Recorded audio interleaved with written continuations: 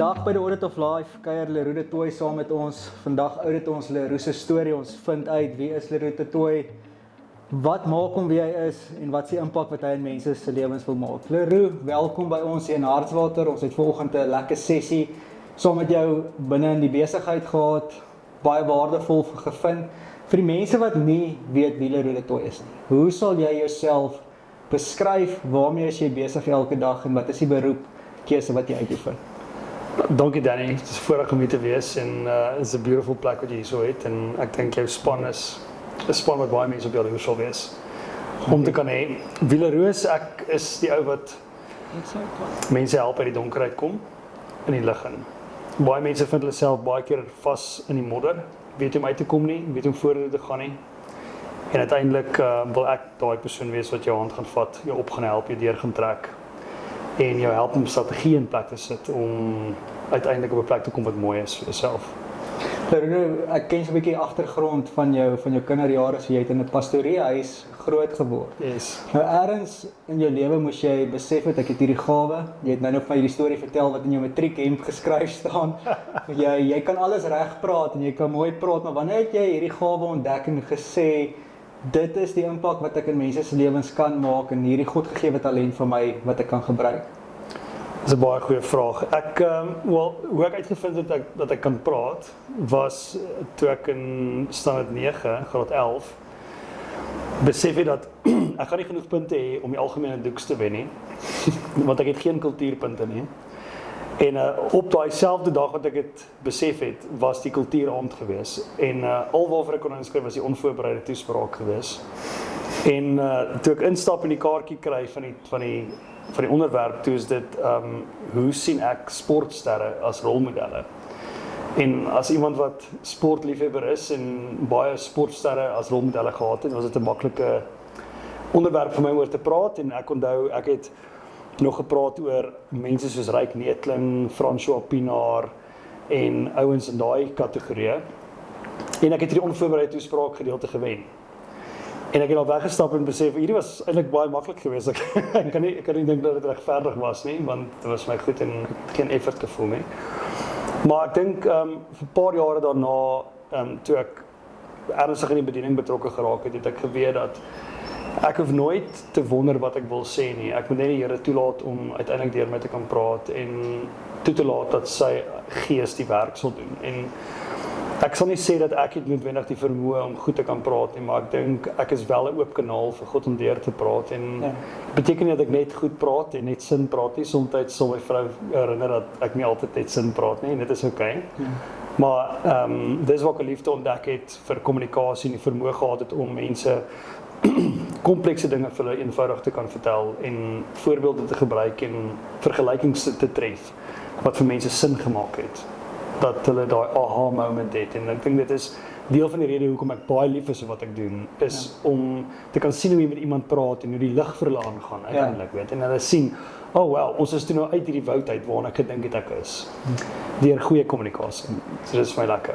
Ja, ek dink die woordjie wat jy nou hier op die einde gesê het, is die goeie kommunikasie, maar ek dink vir die mense wat na die episode gaan kyk, wil ek half sê, ons gaan hierdie episode half so in 3 dele opdeel om te sê, wat is die main thing wat Leroux doen, en dan ek weet dit gaan baie oor leierskapontwikkeling en oor kultuurontwikkeling binne in 'n besigheid. Maar kom ons staan gevas by jou grootwordjare in die pastorie, jou paas in die bediening.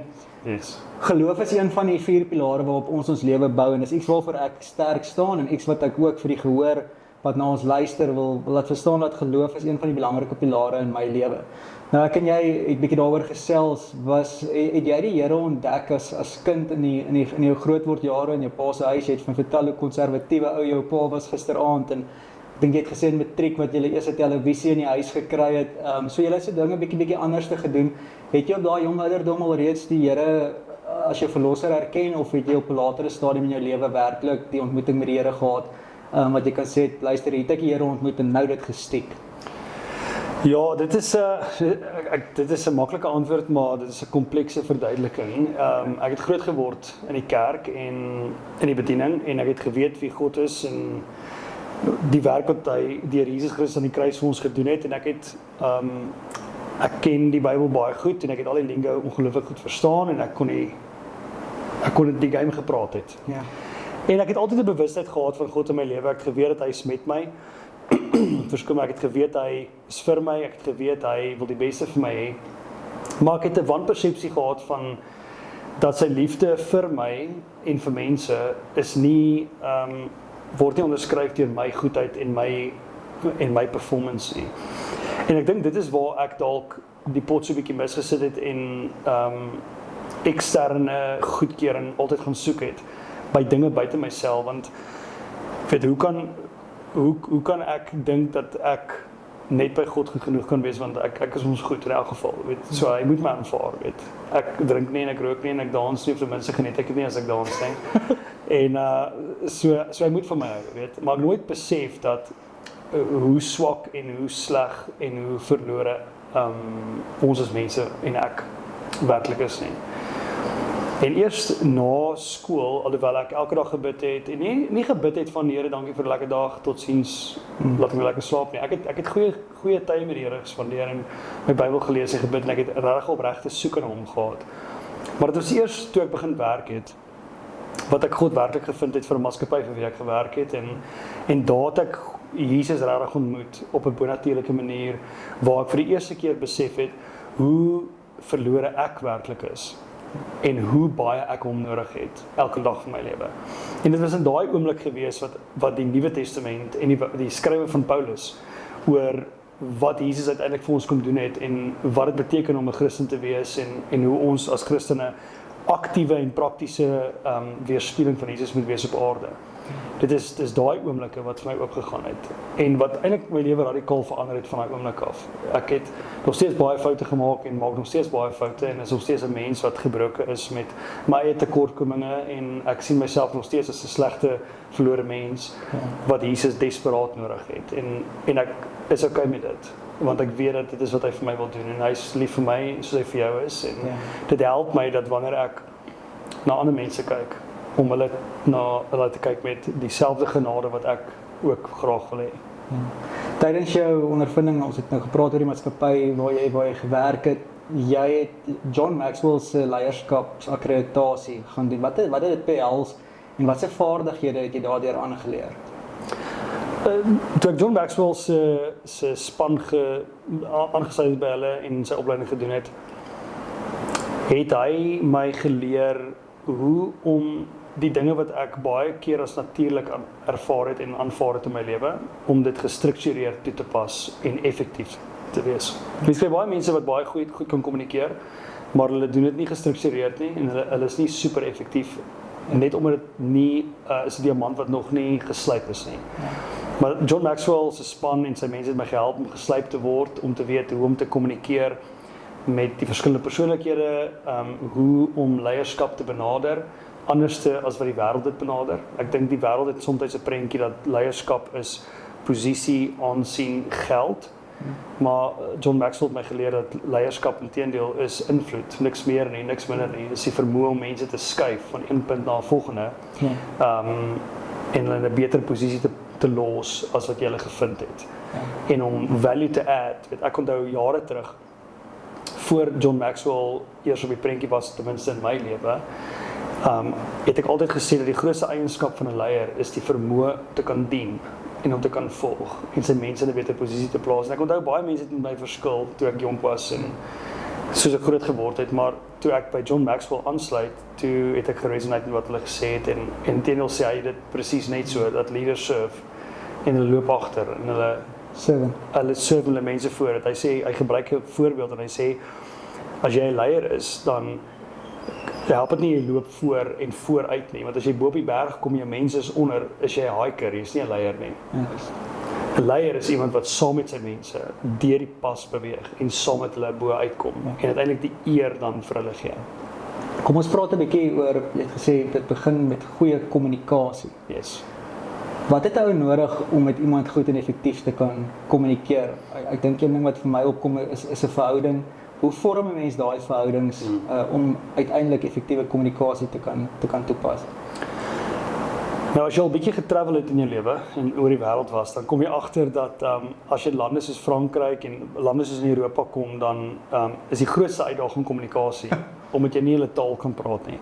En dit is waar vir enige mens tot mens situasie eintlik. Ek moet jou taal kan praat.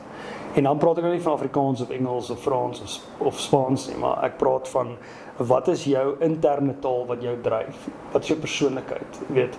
En wanneer ons genoeg omgee oor mense, dan wil ons genoeg omgee oor wat se taal hulle praat. Weet, en wanneer jy hulle taal kan praat, voel hulle gewaardeerd, hulle voel gesien en hulle verstaan wat jy vir hulle sê, weet. Eenvoudige voorbeeld, my dogtertjie, sy's nou 10 jaar oud en sy's 'n blou persoonlikheid, 'n conscientious persoonlikheid en sy's 'n sistematiese, analitiese, prosesgedrewe, feitgedrewe, kom ons doen die regte ding mens. Ja. Sy hou nie van skielike besluite, onverwagste mense wat opdaag. Ek moet nie vir 2 minute sê hoorie, ons ry nou en ons gaan inkopies doen nie. Sy is nie reg aangetrek nie, haar hare is nie reg gedoen nie. Alhoewel sy pragtig lyk en eintlik reeds reg is, sy wil voorbereiding hê, sy wil haar kamer reg kry. Weet, sy's 10 jaar oud, maar in haar kamer het sy op haar lesenaar het sy kaartjies wat sê dit is die 10de Januarie en dit is 'n Saterdag van 2026, weet, want dit is hoe sy is, haar kas is in kleure gepak. Swart by swart, wit by wit, blou by blou, pink by pink, en dit is hoe sy funksioneer. En wanneer ek met haar praat ek in daai taal met haar. Voorbereidend, analities, prosesgedrewe. En as sy sê, mamma, maar pappa verstaan my net. Hoe verstaan pappa my net en mamma verstaan my nie? My vrou is 'n impulsiewe in die oomblik mens wat kom ons doen dit net nou, wat is fout met jou hare? Sit dit in 'n pony en kom ons gaan. Ja. En dan is daar nog soms konflik. En dit is waar konflik by mense kom. Ja. Ek praat nie jou taal nie, of jy praat nie my taal nie, ek voel nie gesien nie, ek voel nie gehoor nie, voel jy disrespekteer my. En dis waar mense mekaar mis. Maar dit begin by ek moet genoeg lief wees vir jou, genoeg omgee vir jou om jou taal te wil praat. Ja. Ja, en ek dink vertroue tussen mekaar speel ook 'n kritiese rol. Ek dink een van die woorde wat ons dikwels hoor is en ek baie van die goed wat ek oor gaan praat is eintlik hoe ek die lewe ervaar as 'n leier in my besigheid wat just dit is moeilik as iemand al ooit vir jou sê entrepreneurskap is maklik en ek het vanoggend vir jou gesê Leroux, ek was nie op die skool se BK nie. Ek was nie die hoofseun van die skool nie. Ek het my eie leierskapstitel gekoop. Ek het 'n maatskappy geregistreer. Ek's nou Kwansy se direkteur en noem jouself al hierdie fancy titels. Maar hoe gaan pas 'n ou dit werklik toe? Hoe wen 'n mens jou mense se vertroue binne in jou besigheid? Ek dink dis een van die eerste vrae wat ek het. Want ek dink as 'n ou mense se vertroue het en jy kan ook vir hulle wys jy het menslikheid, jy's vulnerable voor hulle. Dink ek kan jy berge met sulke tipe mense versit, maar hoe kry 'n ou dit reg binne jou besigheid? Dis 'n baie goeie vraag. Ek dink meeste leiers sukkel met dit. Dat hoe wen ek my mense se vertroue op 'n vlak waar hulle self rondom jou kan wees. Want ek dink dit is die wen. Ja. En ek dink die geheim, of ten minste een van die geheime is om jou rou en egte self te wees rondom hulle. Ek dink baie leiers het hierdie idee dat hulle moet iets wees anderste as hulle rou en foutbelaaide self voor hulle mense. En dit is onnatuurlik om so te wees. Jy kan nie elke liewe dag van jou lewe op wolk nommer 9 wees nie. Jy kan nie elke dag van jou lewe die fikste persoon in die kamer wees nie. Jy kan nie elke dag van jou lewe reg lyk, reg voel, reg praat nie. Dit is onmoontlik. Maar wanneer die tye is wat jy nie op daai cloud 9 is nie, die tye wanneer jy nie die beste voel nie, die tye wanneer jy nie emosioneel op jou stukke is nie, die tye wat jy nie noodwendig voel dat jou beker het kapasiteit vir meer nie, is dit tye soos daai wat jy moet kan erken teenoor jou mense, om te kan wys wie jy werklik is, om te kan sê, hoorie, ek is actually moeg. Ek weet nie wat die antwoord is nie. Ek weet nie hoe hierdie te doen nie. Ek het hulp nodig. Praat met my, gesels met my, gee my 'n oomblik, gee my 'n breek. Dis hierdie oomblikke wat hulle wys dat jy is ook net mens. Ja. En dis wanneer hulle kan sien dat jy net mens is, wat hulle kan vereenselwig met jou. Onthou, ons bou uiteindelik verhoudings met mense wat voel dat hulle wil met jou vriende wees. Nou, interessant, daar's net 2 redes hoekom jy van iemand hou of nie van iemand hou nie. Okay. En die eerste rede is, jy wil soos hulle wees. Op 'n of ander manier wil jy soos hulle wees. Die tweede ding is, jy sien iets van jouself ook in hulle. Dink aan iemand van wie jy nie hou byvoorbeeld nie. Jy wil nie soos hulle wees nie, en jy sien niks van jouself in hulle. Heel moontlik. Ja. En dit is eenvoudig. Of jy sien dalk 'n verlede van jouself in hulle raak wat jy was en wat jy definitief nie meer wil wees. 100%. So nou kan ek myself uitdaag en sê, okay, hoe kan ek wanneer ek met my werkers werk, hoe kan ek iets vir hulle wys wat hulle graag wil wees? Ja. En hoe kan ek vir hulle iets wys wat hulle ook het? En dit is hoekom dit so belangrik is om jouself te vereenselwig met die mense wat rondom jou is, om te weet, hey, hoorie, ek dink net soos jy daaroor. Ja. Ek hoor wat jy sê, ek het nogal geneigtheid om so te voel soos jy. Ja. En daai klein ooreenstemming, daai klein relating, daai klein oomblik van, hey, hoorie, ek sien jou. Ek dink ook so, ek voel ook so, ek sien dit ook so. Daar's 'n bou ons vertroue. Want nou voel iemand, wow, ek dink is net ek wat so voel. Dis net ek wat deur hierdie gaan. Dis net ek wat moeg voel. Dis net ek wat voel ek het hierdie antwoord nie. En dis wanneer mense in 'n gat inval wanneer hulle in 'n werkplek is waar almal perfek is. Maar hulle moet deel met hulle eie tekortkominge en niemand is bereid om te wys dat hy oor die ek sou ook nie my ligte is ook afgesit by die huis. Ek dink wat ons soos ons nou gesê het, jy kan nie elke dag op cloud 9 wees nie. Jy het ook gesê ons almal het ons eie tekortkominge. Ek het nou iemand teen persoon met redelike vertroue in my, maar hier's 'n dag en die druk is hoog en Danny is nie in die beste gemoed nie en ek maak 'n fout. Ek sê iets wat ek nie daaroor gedink het nie en ek dink dit is iets wat baie meer dan 'n volgende met my gebeur. Waar ek sê die blou tyd sê wat eintlik net nie moes gesê gewees het nie. Ja. Maar baie keer dan dit wat jy gesê het maak skade. Hoe kan nou daai vertrouensverhouding gaan herstel? Sal dit ooit weer kan wees wat dit was of as vertroue eers gebreek het, dink jy daar's 'n bietjie meer werk om weer te kom waar is hoe herstel ou daai vertroue tussen jou en jou werkers as jy 'n fout gemaak het? Ja, ek weet nie of ek die perfekte antwoord het nie, Danny, maar ten minste vir my dink ek het begin by erkenning om na so 'n persoon te gaan en groot genoeg te wees om jammer te kan sê. Ja. En nie om jammer te sê vir hoe dit iemand laat voel het nie, maar om regtig jammer te sê en dit uit te spreek. Ek is jammer want ek het die volgende geuiter en ek het eers laai tyd besef dat dit kon 'n negatiewe impak op jou lewe gehad het en ek vra om verskoning daarvoor. Dit was nie my intensie gewees nie. Weet, om jou 'n idee te gee, jy praat van wat as jy nou iets vir iemand gesê het en dit hulle seer gemaak. Weet, hoe bou jy weer verhouding? Hoe bou jy weer vertroue? Hoe kom jy weer by 'n plek waar jy weer kan vertrou? Weet, ek het interessant genoeg, daar was 'n insident in ons familie gewees, nou onlangs in die laaste maand, waar een van my 3 boeties, sy liewe meisie, huis toe gebring het. En ons was nie daar gewees nie, maar my ander 2 boeties was daar gewees. En hoe my een boetie vir sy liewe meisie wou vertel het, wat sy bynaam is, my boetie se bynaam is, haar nuwe boyfriend se bynaam is. En ten spyte van my pa wat vir my boetie gesê het, oor moenie dit nou doen wat jy nou doen nie, jy maak moeilikheid. Het hy gedink is 'n groot grap en hy het dit gaan vertel in elk geval. En my boetie kom toe nou in die vertrek en hy hoor dit toe nou en dit is toe nou 'n skermutseling, om die minste te sê. En dit is toe nou eintlik 'n slegte omstandigheid vir die nuwe meisie om dit nou te sien. So, weet, alhoewel dit nie die karakter van my boetie is om aggressief te word nie, was dit 'n slegte oomblik geweest vir hom. Ja. En so hoor ek van hierdie situasie en oorspronklik het ek gedink, weet, hoekom is hy so sensitief voor hierdie ding? Weet, hoekom plaat hom so verskriklik baie, weet? Ek weet nie waar die bynaam vandaan kom nie, weet. Ek probeer my pa vra, waar kom hierdie bynaam vandaan? Wat beteken dit? Ek verstaan dit. Ek weet regtig nie, weet. En my pa kan my nie antwoord nie. Elke keer sê my pa net, "Leroux, dit maak nie saak nie. Al wat ek vir julle kan sê, ek al sê vir julle seuns van jongs af, moenie byname vir mekaar gee nie. 'n Bynaam maak seer is nooit 'n goeie ding nie." En so niemand het my geantwoord nie. En soos ons nou oor Kerstyd is ons toe nou in Swellendam by die boetie het jonger as ek. En sy vrou bly daarso en al die boeties met hulle vrouens en hy het en my jongste boetie met sy meisie is toe nou ook toevallig daar en my ouers. En soos het ons die aand ons manne sit om die tafel en ons eet saam, maar ons het ons mans. En ek dink toe ek gaan nou hierdie situasie opbring want ek kan voel daar's 'n atmosfeer, maar ek wil nou daaroor praat en ek wil graag dis is my werk om probleme op te los. So ek wil nou hierdie probleem, Jy kan mos nou mooi praat. Ek wil hierdie probleem wil ek nou oplos. En ek sê vir hom, hoorie brother, ek het nou gehoor van hierdie insident wat gebeur het rondom die bynaam en jy en my ander boetie wat nou mekaar in sy hare is, en ek probeer net verstaan, ek wil regtig weet, ek wil nie, hier is nie 'n spotsituasie nie, ek wil regtig weet, waar kom die bynaam vandaan, wat beteken dit, en wat is die groot gewig agter dit? Ja. En wat toe nou volgende gebeur, kon ek nie voorspel het nie, Okay. om die waarheid te sê.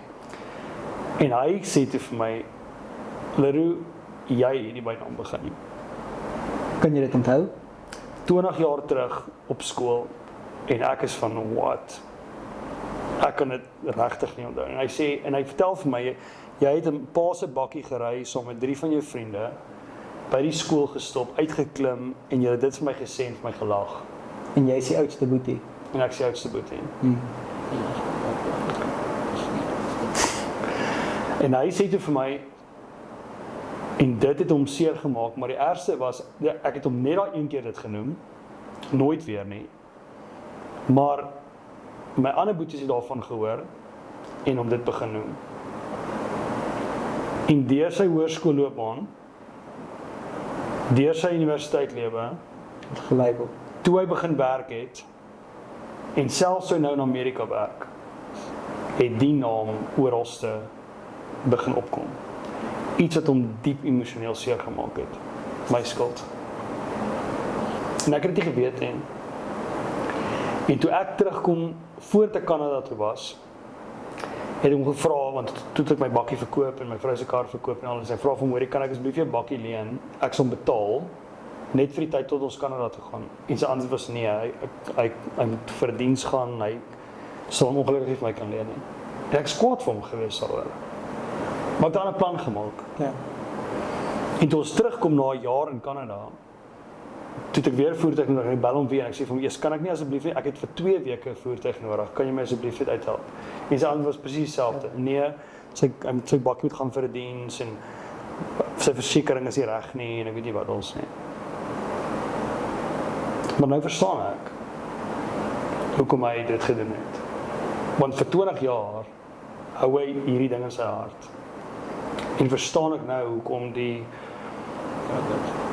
verhouding nooit gevloei het nie. En dit maak my seer, want ek is die ou wat, ek wil hoop bring, ek wil lig bring, ek wil verandering bring, ek wil mense op 'n beter plek los, en hier doen ek dit nie. Ek dink dit is baie diep, en is een van die vrae wat ek nou vir jou gevra het. En dit is wat vir my mooi is van menslikheid. Hoekom sukkel ons mans so om daai tipe emosies te kan toon? Is daar 'n tipe bias wat ons het? Want ek vat baie keer, ek het by jou die storie gedeel van my pa wat in matriek, wat ek opgewonde is, en ek sê vir pa, ek het 98 verrek, en al wat ek eintlik wou gehoor het, is sê, ek is trots op jou, maar wat ek gekry het is, hoekom het jy die 100% nie? Nee? So ons sê partykeer die goed, en ons besef nie die implikasie daarvan nie, maar hoekom is dit, jonger mans, dink ek, ons leer om met ons emosies, en ons leer om oor goeters te praat, maar hoekom is dit vir ons, hoekom het dit 20 jaar gevat, om daai probleem op te los? Ja, ek dink, kyk, gelukkig het ek, kon ek die storie klaar maak, gelukkig het ek die geleentheid toe nog gehad om vir hom verskoning te vra. Ja, baie goed word nie. Ja, en ek kon genuine vir hom sê, dit was soos glad nie my intensie gewees nie. En ek kon sien dat dit vir hom, maar ook vir almal daar, 'n wonderlike oomblik van herstel was. En my jammer vat nie 20 jaar se seer weg nie. Ja. Maar ten minste gee dit die geleentheid vir die volgende 20 jaar se verhouding bou. En nou toe ons ingetrek het en kaste nodig gehad het, toe kon ek hom nou 'n week terug bel en sê, luister, jy dalk ekstra kaste wat jy het, en die ander was dadelik ja, ek reël dit skoon gemaak word en dit sal beskikbaar wees. Maar ek dink ons vind moeilik om oor te praat, my vriend, want ons het 'n generasie en 'n kultuur gebou waar cowboys dan kraai, jy moet dit uitgefigure hê, weet, man up, kan nou vir beter woorde sê as dit. Ja. Man up, sort it uit en let's go. Maar die realiteit is, dis nie altyd so eenvoudig nie. Ja. Verstaan jy? Die rede hoekom dit my tref, is want dit is vir my belangrik. Ja. As dit my nie getref het nie, dan moes dit 'n probleem en 'n rooi vlag gelig het, dat dit nie vir my belangrik is nie. Maar dit is vir my belangrik dat ek en my boeties eerste 'n gesonde verhouding met mekaar het. En nou maak ek dit 'n punt om hulle te bel en met hulle te praat en te hoor hoe gaan dit en deur hulle eie challenges saam met hulle te praat. Weet my een boetie se vrou is besig om deur 'n groot siekte te werk. My ander boetie werk hard om hulle besigheid van die grond af te kry. So almal het uitdagings, my vriend. En om daai vertroue weer te bou, kos om jammer te sê, regtige berou te hê. En God te vertrou om herstel te bring in 'n verhouding, my vriend. Maar jy gotta be all in nou. Ja. Jy kan nie net half in dit wees nie. Dit is Môre doen ek dieselfde weer nie. nee, jy moet all in wees. Onthou om te repent, om te berou, my vriend, beteken jy hou op waarmee jy besig is. Ja. Jy stop want jy weet is verkeerd, weet. En dan kan jy op 'n plek kom waar jy 'n gesonde verhouding kan bou. En dit is hierdie beginsel wat vertroue bou.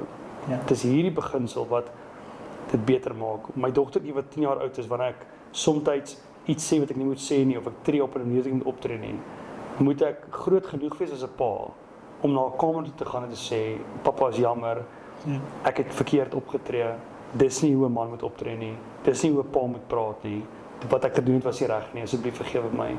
En dan het ek 'n oomblik om saam met haar te kan bid en regtig vir die Here te vra om my te help.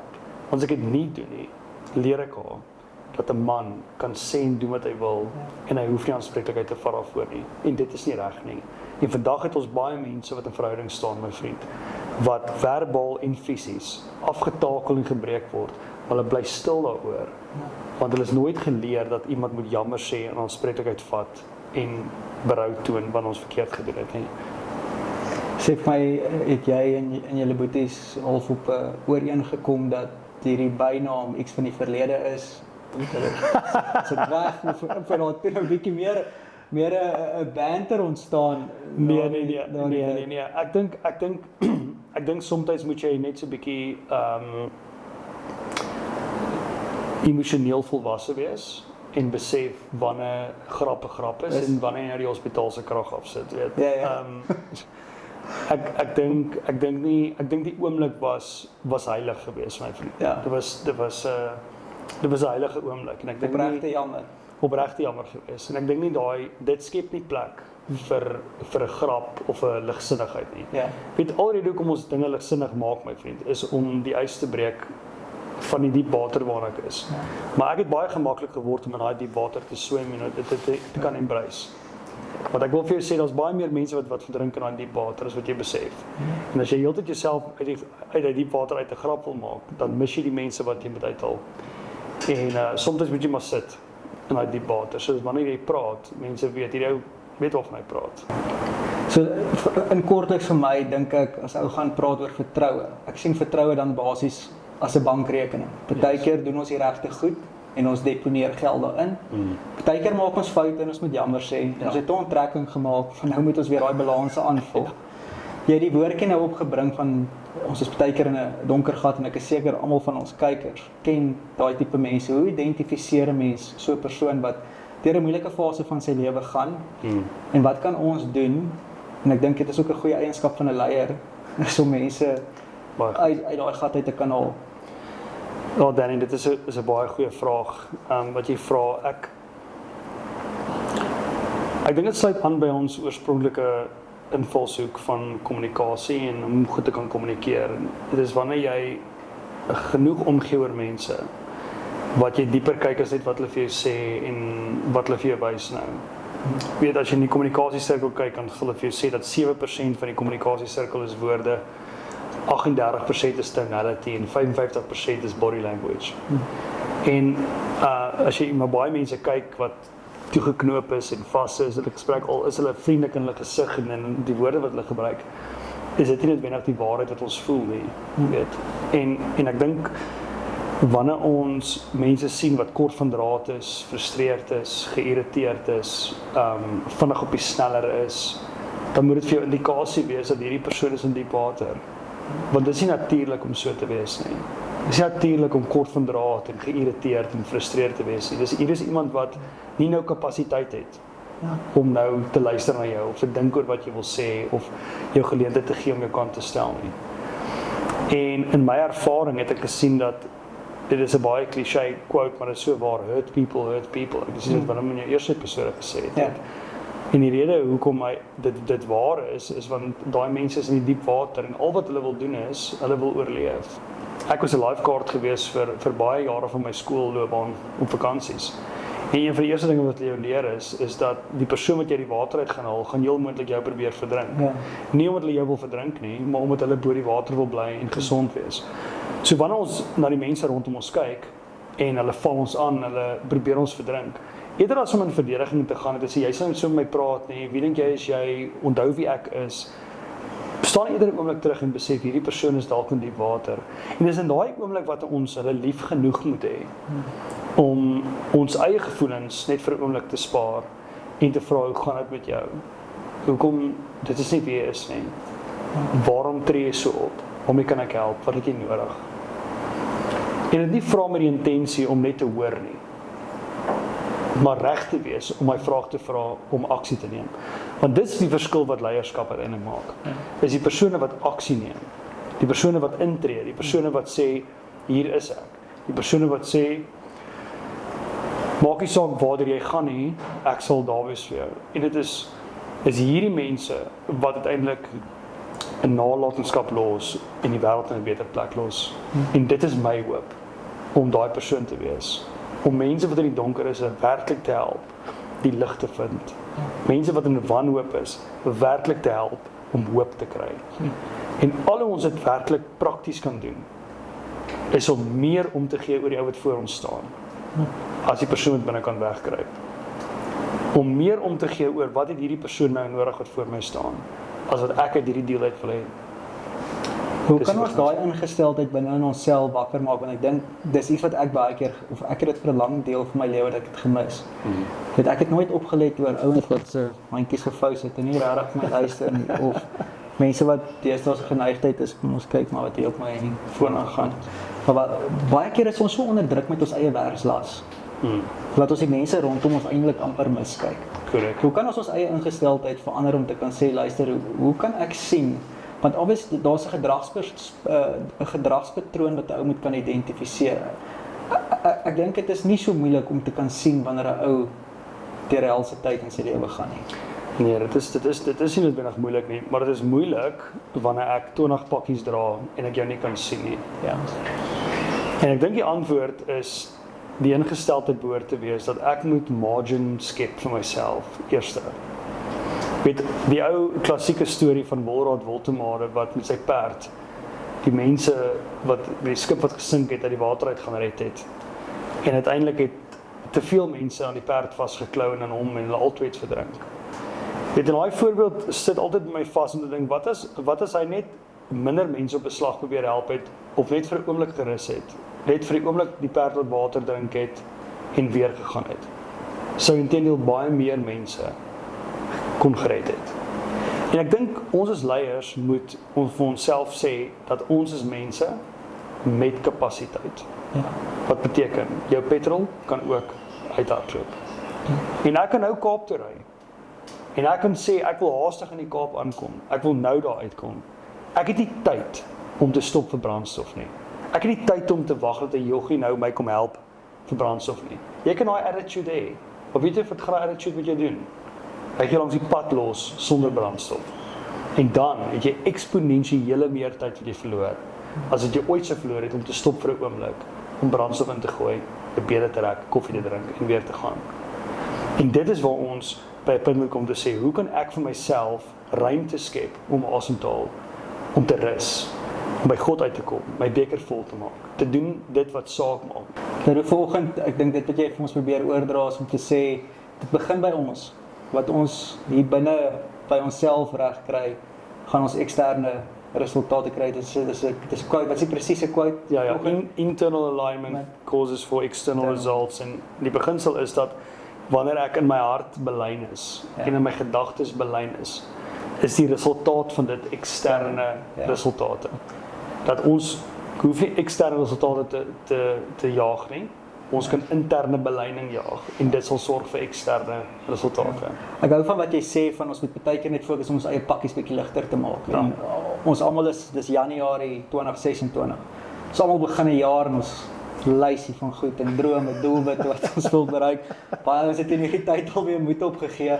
Ek dink hierdie jaar was dit juist, ek dink my uitgangspunt is less is more vir myself. Ja. Ek wil nie hierdie hoë verwagtinge op myself skep nie en ek het een doelwit vir myself gestel en gesê, hoe kan ek minder druk op myself sit en kyk of ek nie net baie beter eksponensiële resultate kan kry nie. Hierdie was diepler, ons het lekker gesels en ek dink ons het oor dieper dinge gesels wat ons eintlik beplan het en as ons nou 'n bietjie terugkom na die leierskap toe. Is 'n leier gebore, is leierskap iets wat ons kan ontwikkel? Dis 'n goeie vraag. Kyk, niemand word gebore en dan loop die dokter in die hospitaal en sê hier is 'n leier nie. Hulle sê hier is 'n seentjie of hier is 'n dogtertjie. So niemand is 'n gebore leier nie. Ja. Maar mense ontwikkel die vermoë om 'n leier te wees oor tyd. Ja. En dan hang dit af wat jy definieer as om 'n leier te wees. In my definisie en John Maxwell se definisie is leierskap is invloed. Die vermoë om mense te kan skuif van een punt na 'n volgende en hulle 'n beter posisie te los. Nou, dit is 'n skill wat jy ontwikkel om mense te kan beïnvloed. Ja. En vir sommige mense kom dit makliker en vir ander kom dit moeiliker. Maar dit is 'n eienskap en 'n vaardigheid wat ontwikkel moet word. Ja, ek dink ek en jy het vanmiddag oor ete gesels rondom die 5 tipes leierskap. En ek dink die een waarby ons wil uitkom is die pinnacle leader. Ons het gepraat oor die productive leader en die ou wat sy leierskap eintlik maar net gekoppel word aan sy titel en sodra daai balkie af is dan is hy ook nie meer daar nie. Gaan 'n bietjie vir ons diep in wat die invloed. Wat is dit waarna ons moet strewe om 'n pinnacle leader in ons organisasie te wees? 100%. Ek gaan die persoon Jesus aan hom koppel. Jesus is 'n pinnacle leader. Hy is die voorbeeld van 'n pinnacle leader. En so kan ek ander ouens noem in die wêreld, maar kom ons hou net by een om nie polities nou korrektief te wees nie, maar Jesus is 'n pinnacle leader wat ons volg hom nie vir wat hy net vir ons gedoen het nie. Ons volg hom vir wie hy is en wat hy verteenwoordig en waarvoor hy staan. Jy weet, as jy dink aan groot filosofieë of philosophers, wat is die regte antwoord nou? Weet ek nie wat is die antwoord nie. Philosophers in die wêreld soos Aristotle en hierdie ouens het hulle oor die 30-40 jaar gewerk om 'n sekere impak op die wêreld te maak en hulle het 'n impak op die wêreld en tot vandag Socrates. Hierdie ouens het almal impak op ons lewe gehad in 'n sekere manier as jy nou 'n leser is, weet, en iemand is wat hierdie skrywe gaan nalees. Maar Jesus het binne 3 jaar 'n bediening gestig en gelei en so groot invloed gehad dat 2000 jaar later bou ek en jy nog steeds ons lewe op sy leringe vir my en jou lewe. Dis 'n leier wat het 'n invloed gehad op ons lewe. As jy vandag in die moeilikheid is, bid jy dat Jesus jou sal help en dat hy jou sal lei, jou wysheid sal gee, jou krag sal gee. Dis invloed. Daai invloed wat hy gehad het, bepaal die mens wat jy wil wees, die man wat jy wil wees, die pa wat jy wil wees, die leier wat jy wil wees, word eintlik onderskryf deur wie Jesus is. Daar's baie ouens om na te luister. As jy boeke lees soos The Power of Positive Thinking, dan as jy hom lees, dan dink jy, hierdie ou het al sy antwoorde uit die Bybel uit gaan kry. En inteendeel haal hy die Bybel aan, oralste deur die boek. Want die Bybel gee vir ons die beginsels. Jesus het so groot impak gehad in 'n 3 jaar bediening, dat sy leierskap onherroepelik die hoogste ooit is van enige mens op aarde. En dis die pinnacle leader. Nou vra ek myself die vraag, hoe kan ek 'n mens wees, 'n eerste man en 'n pa wees waarin ek elke dag seker faal in my lewe en meeste doen? Hoe kan ek 'n leier wees dat hulle my sal volg vir die mens wat ek is en waarvoor ek staan en wat ek verteenwoordig? En dit kos intentionaliteit. Dit kos 'n intentionele tree vir tree elke dag besluit om te wees wie God wil hê ek moet wees. Jy mag geen oggend opstaan en sê kom ons kyk wat doen die dag nie. Jy moet besluit. Ja, ek dink en ons wat leiers binne ons besigheid is. Ek moet die volgende leiers ontwikkel binne in my besigheid. Maar ek dink ons is so geneig om die volgende leiers te identifiseer, nie noodwendig hoe goed hulle met mense is nie, maar op grond van hulle prestasievermoë. O ja. Nee, so hoe leer ons mense leierskapvaardighede aan? Nee, ons moet obviously die voorbeeld wees. Hoe leer ons want ek het jy gepraat rondom dit en ek het verlede week die vraag gevra vir 2 van ons bestuurders. En die vraag was eenvoudig is hou jy daarvan om verantwoordelikheid te vat vir jou eie werk Of hou jy daarvan van die verantwoordelikheid om verantwoordelikheid te vat vir iemand anders se werk? En dit was kommerwekkend dat albei van hulle gesê het, maar ek hou van verantwoordelikheid vir my eie werk te vat. Toe sê ek, maar dan is jy nie 'n goeie bestuurder nie, want in my opinie, 'n goeie bestuurder moet juist verantwoordelikheid vat vir iemand anders se werk.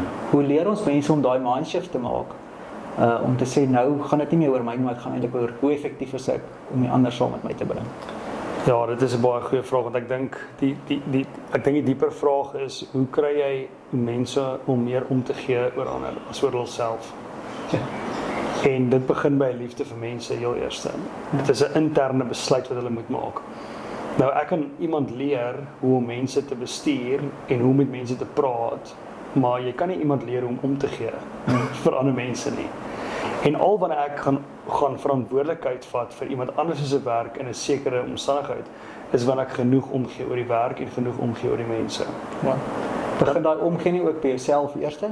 100% by jouself. Intendeel begin dit eerste by het ek genoeg margin, het ek genoeg kapasiteit om te kan omgee. Buiten al die uitdagings wat ek in my eie persoonlike lewe mee moet deel. En dis hoekom persoonlike ontwikkeling so groot is. En ongelooflik belangrik is, want as ek die persoonlike ontwikkeling nie in groei nie, dan beteken dit ek word nie sterker nie, ek het nie vermoë om meer te hanteer nie. Weet as jy wat nou hou van die gym, veral met daai groot arms van jou, kan jy nou vir jouself sê, in die begin was dit vir jou dalk moeilik geweest om 'n 10 kg te bicep curl, maar na mate jy geoefen het en aangehou het en konsekwent was in die oefening, het 'n 10 kg lig geword. Die gewig het presies dieselfde gebly, maar jy het sterker geword. En nou kan jy 20 kg hanteer. Ek het kapasiteit. En miskien 'n 30 kg hanteer. En al wat verander het, is jy het sterker geword, jou kapasiteit het gegroei. En dis wat ons met ons mense wil doen. Ons wil met ons mense leer, hoe vergroot ons hulle kapasiteit? Nie net vir die werk nie, maar omgee vir mense.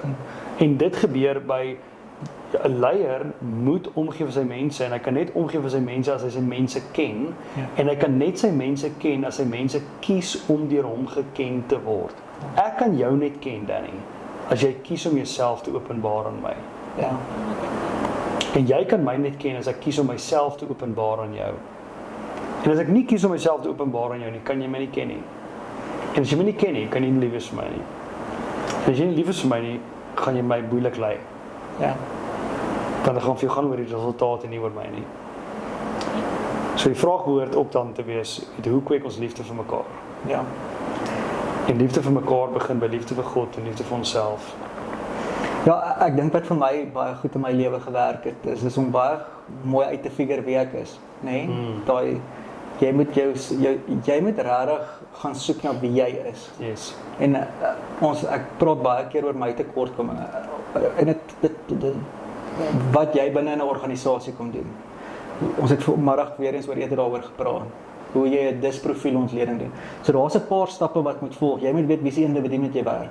Wat as ek is uit en uit 'n rooi koleriese mens. So ek is net resultaatgedrewe. So vir my was dit vir jare lank 'n probleem. Ek het nie ge-worry oor jy moenie vir my kon sê wat is die verskoning nie. Ek soek die resultaat. Ek gee nie hel om nie.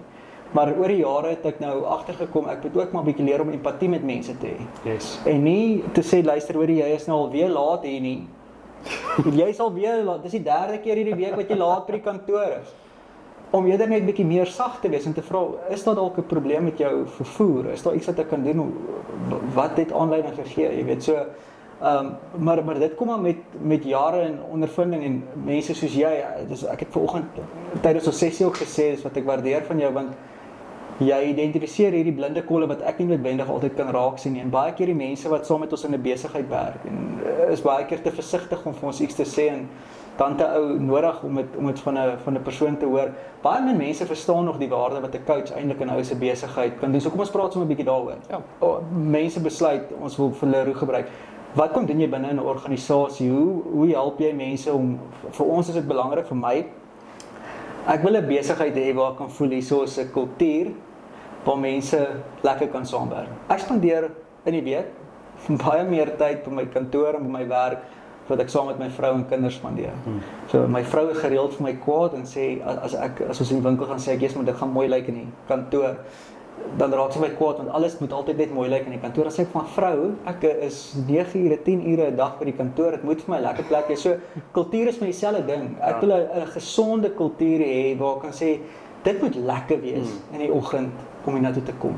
Hoe kry jy dit reg binne in besighede en waar begin jy? Wat is jou wegtrekplek? Nou, ek begin altyd by dieselfde beginpunt en dit is om ontleding van persoonlikhede te doen. Nie net sodat ek moet weet met wie ek werk en wat elkeen se taal is nie, maar sodat hulle self bietjie beter kan ontdek en mekaar dan beter kan ontdek, weet. Ja.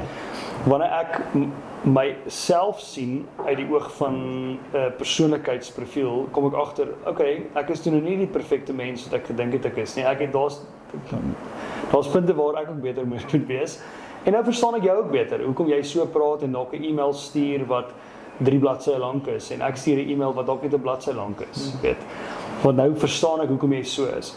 Dis die beginpunt vir my om te verstaan waar pas elke persoon in, hoe lyk elke se persoonlikheid en hoe lyk die dinamika in 'n spanformaat dan van daar af. En dan kan ek begin werk en identifiseer, okay, wat is die hoofdryfkragte agter die kultuur in hierdie maatskappy? En daar's 3 dryfkragte van kultuur. Dis gedrag, simbole en sisteme. En die grootste van die 3 is gedrag. Om te kyk, hoe lyk die gedrag van die leierskap? Hoe lyk die gedrag van die bestuurders? Hoe lyk die gedrag van die werkers? Om jy dit te gee, een goeie ding wat jy nog elke keer gedoen het wat ek hier was, is jy was deel van die sessies, jy het deelgeneem en jy was bereid geweest om te antwoord, selfs op die punte wat jy dalk miskien bietjie blootgestel het. Ja. Vir 'n oomblik. Leiers wat dit mis, is leiers wat sê ek wil nie deel wees van die sessie nie. Kry mens? Baie. En wat hulle kommunikeer deur dit te doen is dat hierdie is nie belangrik genoeg vir my nie. En wat hulle dan kommunikeer is dat as dit vir my belangrik is nie, behoort dit vir jou belangrik te wees nie. En dan kry jy mense wat in 'n sessie sit, hulle is disengaged, hulle luister nie en hulle mis die goud wat reg voor hulle gesmelt word. Wat hulle eintlik skatryk kan maak. En dit is wat ons as leiers uiteindelik behoort doen en dis waar my vertrekpunt is. Om te kyk, wat is die grootste dryfkragte agter die swak kultuur wat hierdie maatskappy het? Hoe kan ons die gedrag verander, die simbole verander? Die simbole gaan oor hoe erken ons mense, wie is in wat se kantoor, hoe word die kantoorspasie verdeel, wie word verhef, wie word nie verhef nie, wie het sekere voordele, nie voordele nie. En dan kyk ons aan die sisteme, weet wat se rapportering moet gedoen word, wat se sisteme het hulle in plek om hulle mense te bevorder, te groei en vorentoe te vat.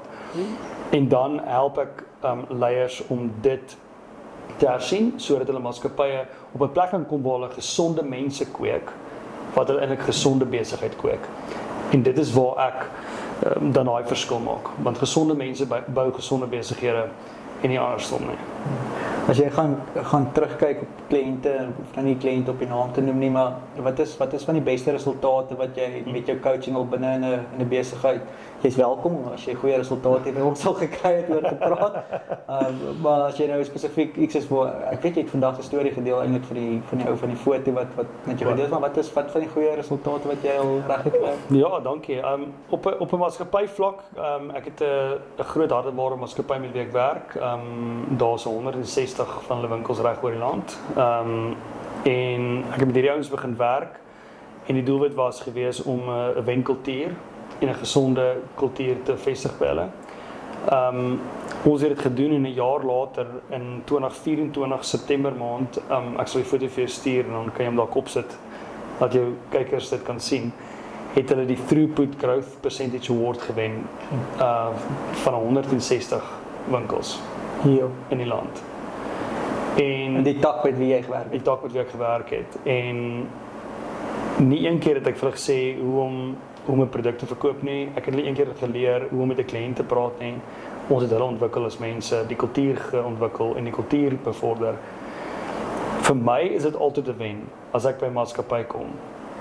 En iemand kan na my toe kom en sê, "Leroy, ek moet vir jou sê, vandat jy sessies doen hier soos my huwelik beter. Ja. My verhouding met my kinders is beter. Ek is 'n gelukkiger mens. Ek werk lekkerder." Dit is 'n primêre wen vir my. Sekondêre wen is as hulle nou awards wen en accolades wen, as ander makelaars met wie ek werk wat van die top makelaars in die land is en dit is wonderlik, maar die reward is net geld. Ja. Ek hou van vervulling. Hoe verander jou lewe? Hoe jy 'n beter man, pa, vrou? maar weet, hoe verander jy die gemeenskap as gevolg van die werk wat ons saam gedoen het? Weet, ek het 'n ander vriend, toe ek ontmoet het, was hy barista gewees en baie min geld verdien en 'n baie lang pad saam met hom gestap en doelwitte neergeskryf en week op week sessies gedoen. En as ek nou na sy lewe kyk, is hy die mede-eienaar van 'n nutrition supplement maatskappy wat produkte maak vir professionele fietsryers en doen ongelooflik goed, bly in die voet van Tafelberg. Hy trou nou in Maart maand. Ek het voorheen gehad om hulle te doop in Bloubergstrand, so die middel van laas jaar of die middel van 2024 althans. En as ek na sy lewe kyk, dan sê ek iewers moes die Here iets reg deur my gedoen het. Hy is 'n wonderlike getuienis vir wat God gedoen het. Ja, ek dink jou van die goed wat jy vanoggend gesê het is jy weet met sosiale media het ons deel soveel bronne, alkou het sy opinie van dit werk, dit moet so gebeur. En baie van hierdie goeters is eintlik dit bly ook maar net elkeen se opinie. Ons moet gaan vasstel wat vir ons werk. En ek het jou ontmoet in 2023. Dit was 'n 30 dae transformasie. Yes. Dit was vir my 'n ongelooflike ondervinding en ek dink ek het daai WhatsApp boodskap wat ons uitgeruil het na afloop van dit. Dis iets wat ek so nou en dan gaan herlees ook. Ek kry ook my oomblikke waar ek voel is ou goed genoeg in dit wat hy doen. Want baie keer dan gaan hy maar deur 'n dip. Volgend wat ons oor die headlines gepraat het, ek gesê hierdie jaar wil ek net vrede maak dat ek nie in beheer is van my lewe nie, maar dat ek in beheer is van hoe my reaksies gaan wees op in die situasies waarin ek myself bevind. Maar om terug te kom na dit wat ons in 2023 gedoen het, en dis iets wat ek in my lewe tot vandag toe implementeer, is die 4 pilare. Ek het nou dag gesien, Aitjie Berg het 'n 5-leen bygesit. So dit was family, faith, fitness and finance, en ek wil vir jou sê, vandat ek daai transformasie saam met jou deurgemaak het, dit net vir my fokus gegee op daai areas, goed wat ek nog gereeld gaan hersien. Is dit iets wat jy nog steeds aanbied? En dan weet ek die 5de een wat Aitjie bygesit het is friends, né? 5de F, friends. Want ek dink in 'n wêreld van vandag, ek dink daar's baie mense wat begin eensaam raak. Die wêreld van werk het verander, baie mense werk remotely. Yes. Baie mense is nie meer in die posisie waar hulle interaksie op 'n kantoorvlak het nie, en dit veroorsaak baie keer eensaamheid. So ek dink in vandag se wêreld is ons baie meer geneig om community te soek. Is hierdie sessies nog steeds beskikbaar? Is dit iets wat jy nog steeds vir groepe aanbied? Hoe gereeld bied jy dit aan? Ek op hierdie stadium doen ek niks op individuele vlak nie, vir individuele leiers op die oomblik nie. Daar mag dalk in die volgende paar maande 'n paar spasies oopgaan vir individue wat coaching wil kry. Maar op hierdie stadium probeer ek net my kapasiteit bestuur en fokus ek net op maatskappye huidiglik. En die Here is vir ons baie goed. Ek dink daar is spasie vir nog miskien 3 maatskappye om aan boord te kom, en ek is baie selektief oor hoe en wie ek daar toelaat. Want een van my doelwitte vir 2026 is om die vrede te soek en dit na te jaag. En dit beteken om met die regte mense op die regte plek te werk. En ek wil met mense werk wat ek werklik voel ek waarde by kan toevoeg en wat ook werklik ingekoop is om 'n verskil te maak. Ek wil nie iemand met my dienste gebruik omdat hulle sleg voel oor wat hulle nog nie gedoen het nie. Ek wil hulle moet doen wat hulle wil voel. Hulle wil regtig na 'n volgende vlak toe gaan. Hulle wil hulle mense gesond kry om hulle besigheid op 'n wonderlike plek te sit. Dit is my doelwit nou huidiglik. So dis moeilik om in die hande te kry, want op sosiale media gaan jy niks verder sien nie, want op hierdie stadium het ek 'n pause knoppie gedruk vir 'n eenvoudige rede. Ek voel en dis my persoonlike oortuiging dat ek dink soms moet jy jouself net een kant toe trek en jouself bietjie isoleer van die wêreld af, om net weer eens te herinner wat is belangrik, wat wil jy doen, hoekom wil jy dit doen, en wat is die waarde wat jy wil bring na die wêreld toe. En ek voel sosiale media dit so 'n bietjie vir my afgewater. En ek voel ek wil dit net eers 'n stop sit, en dit mag dalk optel in die volgende paar maande, maar vir waar ek nou is, as jy my hande wil kry, dan bel jy vir Danny en jy vra vir 'n verwysing. Kry Danny my verwysing. Welkom, ek sal Leroy se nommer met sy toestemming vir jou aanstuur. Maar ek dink dis baie belangrik, en as ons sukses lyk vir ons almal verskillend. Jy weet, met baie ouens leer, of as ou na sosiale media kyk, man, jy moet die algoritme uitoorlê. Jy moet 3 keer 'n dag en 7 keer 'n week moet jy post. Maar op die einde van die dag, en as ons net na ons eie besighede gaan, wat is die impak wat ons maak? Ek dink ek het met jou die storie gedeel dat daar's 'n ou wat baie followers op Instagram met 'n Kanadese entrepreneur en ook 'n DM na die ou toe gestuur en ek was bereid om, ek dink dit was $3000 vir sy coaching te betaal. Maar ek het op 'n stadium agtergekom, ek is besig om met 'n AI-bot te praat en dit het my so afgesit. Want wat soek ek van 'n coach? Dis mos nou vir my lekker om hierdie interaksie met jou Leroe hier te hê. Ja. En dis nie 'n social media bot wat geleer is om 'n respons te gee op 'n vraag nie. Want toe ek ewe skielik met hierdie bot praat, die ou sou 'n Ironman gaan doen het en ek vra toe, hoor jy, hoe gaan dit met jou Ironman training? Toe wyk daai nie eens oor Ironman gepraat en toe kom ek agter luister. Ja. Hierdie is 'n numbers game. En ek dink dis wat ek hou van jou uitgangspunt en waar jy nou in jou lewe is. So as jy kapasiteit het vir nog 3 maatskappye, dan kan jy hulle aanmoedig, Leroe is regtig goed en dit is die moeite werd. Maar dan is dit ook reg. Dit gaan nie vir jou oor nommers en jy wil X skuil en jy wil op sosiale media jou dienste aan almal in elke tweede ou afsmeer, maar as dit eintlik 'n afgewaterde opname en video waarna iemand kyk nie. So die mense wat met jou werk direk met Leroe de Tooy. Yes. Jy kan ek sê is in Klerksdorp gebaseer, so jy travel reg oor die land. Ek weet jy kliënte in die Kaap, Tabazimbi, Hartswater. So jy is bereid om te travel en binne in besighede te gaan werk en ek dink dis wat lekker is in 'n wêreld van vandag. Ek hou daarvan van die fisiese teenwoordigheid man tot man binne in ons organisasie, want ek dink dis waar ons die meeste sukses kry. So ons respekteer dit, Leroe, en ons gaan nou nie eens daaroor praat nie, maar jy was vir 'n jaar of wat in Kanada gewees. Ons is bly om jou terug te hê. Ons gaan nie daarop uitbrei nie. Vandag was vir ons goed in die A-team gewees. Ons is opgewonde oor 2026 en van my kant af en van ons span af. Dankie vir dit wat jy hier kom doen, die tyd wat jy opoffer, die impak wat jy in ons gemeenskap kom maak. Ons sien uit om hierdie jaar voor te bou op dit waar ons gelos het en daai gap wat daar was met jou oorsee gaan. Baie dankie vir jou tyd vandag en ek is seker hierdie episode gaan waardevolle lesse en iets beteken. Al is dit vir een kyker, het ons doel bereik. Dankie vir jou tyd. Dankie Danny. Waardeer jou.